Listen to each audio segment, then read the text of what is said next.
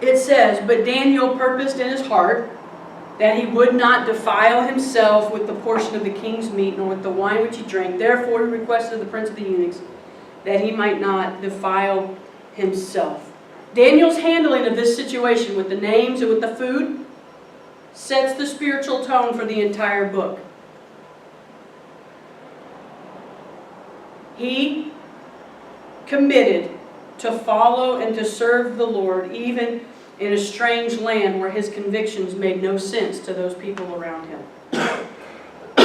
But he purposed in his heart that he would not defile himself.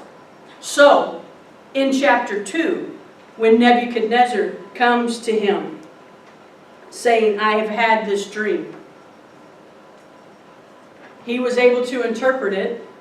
And then in chapter 3, when it was built and they were to bow down and worship it, he said, "No, I'm not going to defile myself. I am going to stand in the face of that. And my conviction is that I worship only the God of Israel."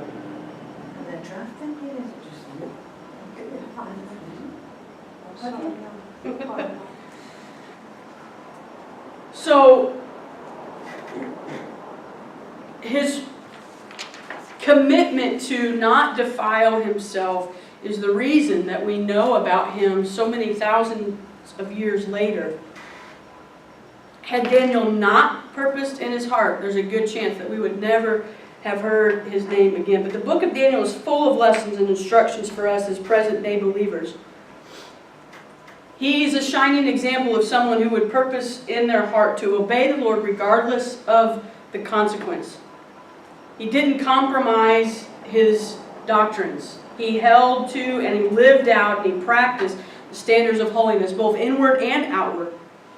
And God has called us to be a separate people as well. We are called out of darkness into his marvelous light, that we should show forth praise. So we're not just called out of something, but we're also called into something. To be separate from the world, yes, but also to be separated unto God. We aren't different just to be different. Our outward differences should reflect the inward difference that we have, and that's our relationship with Jesus and our desire to please him above anyone else, including ourselves, no matter what the cost is to us personally.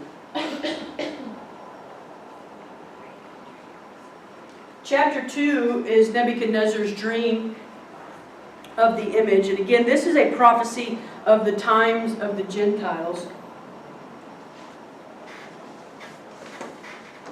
Nebuchadnezzar has a dream and he doesn't know what to make of it, and so he consults with his wise men, his learned men, his educated men. They could not give an answer, but Daniel was able to provide him an answer. And then on the basis of that vision, which was a golden statue set up, the head was gold for Nebuchadnezzar. The arms were bronze for the Medes and the Persians. The waist and thighs were brass for Greece. And the legs were iron for the Romans. And then the feet were clay, which signifies the end times. And all of these things. So this is a progression. This image that was set up was actually a progression of the next several thousand years. So the head being gold, that's who was in charge at that time.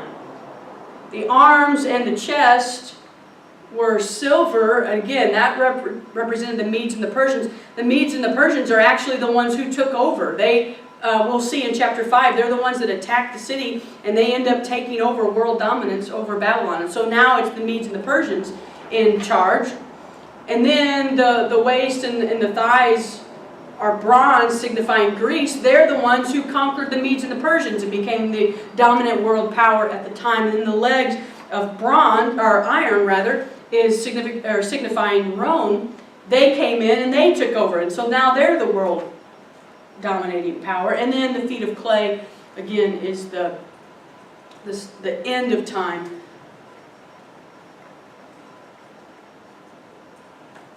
So this image was really a vision of a prophetic vision that Nebuchadnezzar, a heathen king, saw, but when Daniel heard it, he was aware enough, he was tuned in with God enough to be able to write this down and to be able to show him what it actually meant.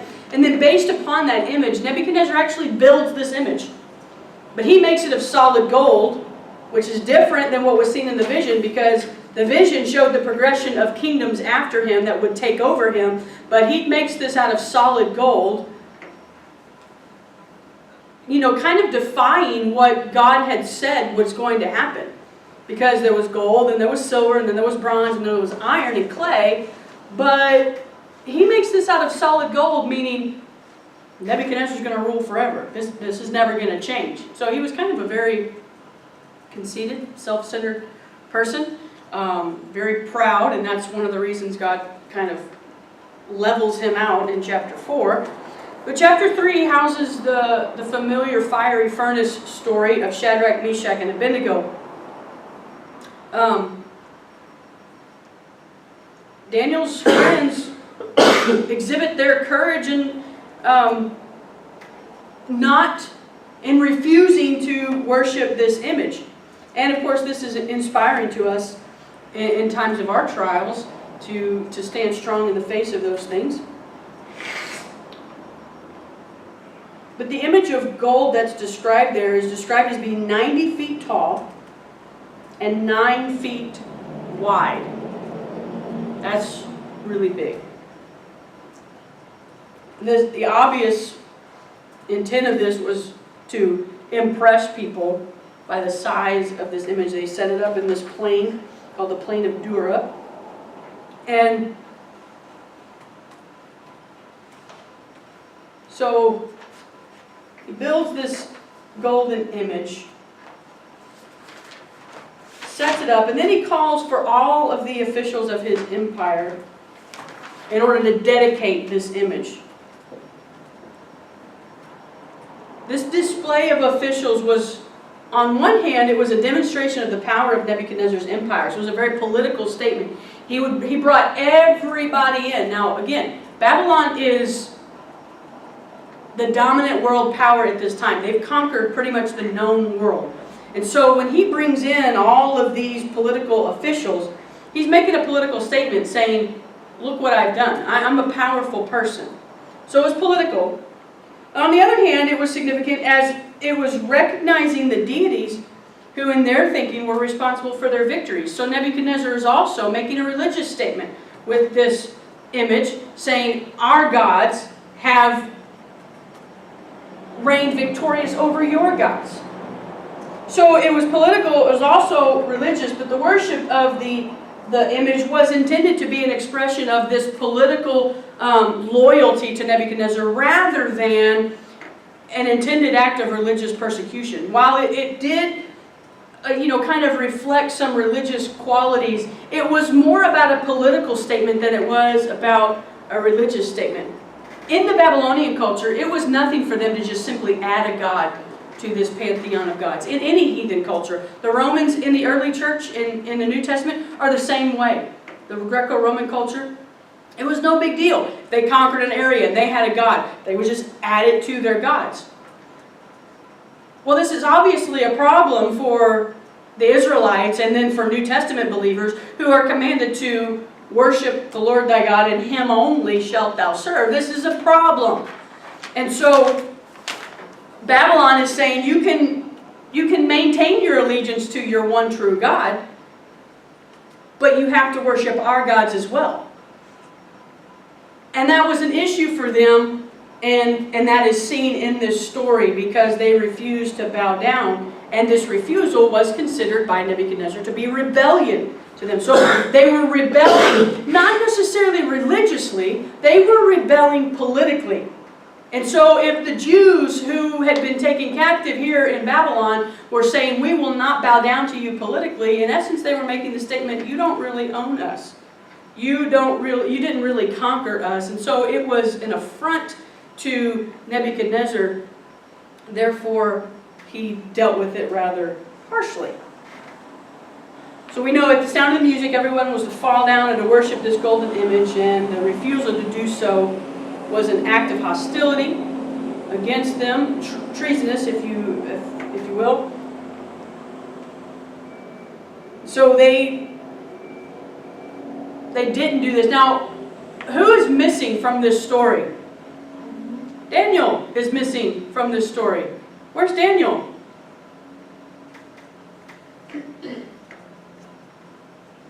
He's actually...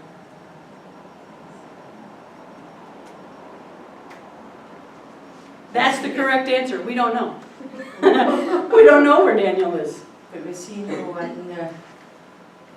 Daniel was the king's favourite, though, so I could so see was he him no putting them working into the with? He was working with the king? He was. Or no?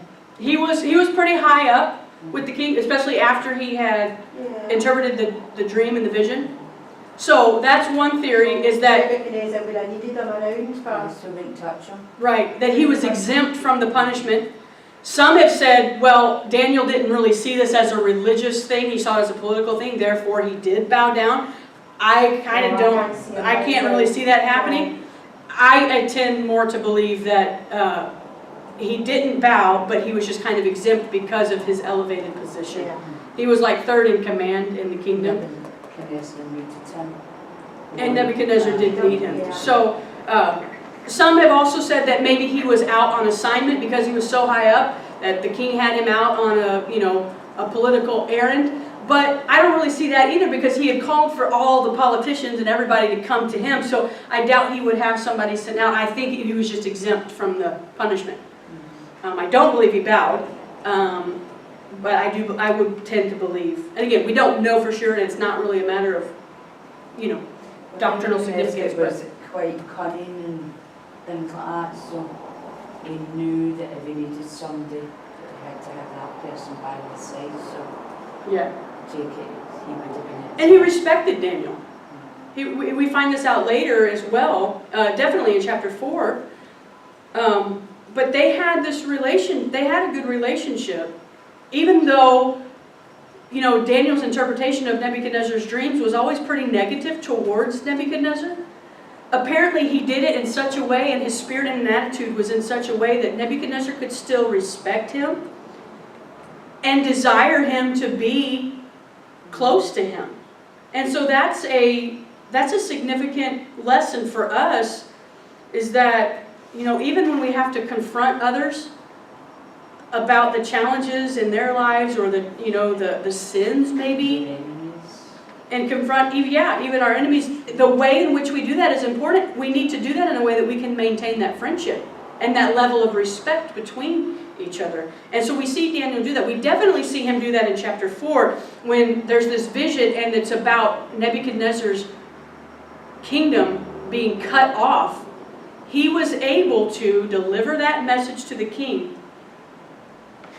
But then what we see happen is Daniel stays in place and kind of runs the kingdom for those 7 years that Nebuchadnezzar is like that. And then when that judgment is lifted and Nebuchadnezzar comes back to power, he takes over from Daniel and he picks up like nothing has ever happened, because Daniel was able to keep things going. And so Daniel was very loyal to Nebuchadnezzar, and rightfully so. God had placed him there for a specific purpose and a reason. And Nebuchadnezzar trusted him. He didn't get mad at him and fly off the handle and say, "You did this to me." No, he understood. Daniel is doing right by me. He is delivering the message to me. And so Daniel's spirit and his attitude is such an example, and which is one of the reasons that I just love him so much.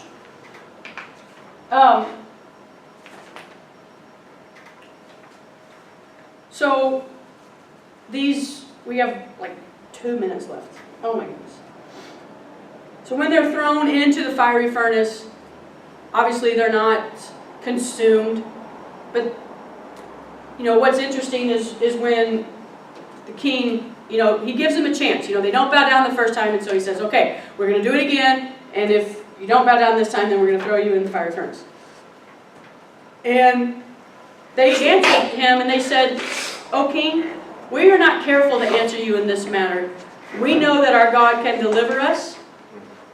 And then they say the best 3 words of faith anywhere in the Bible. But if not, we still will not bow and we will still worship our God.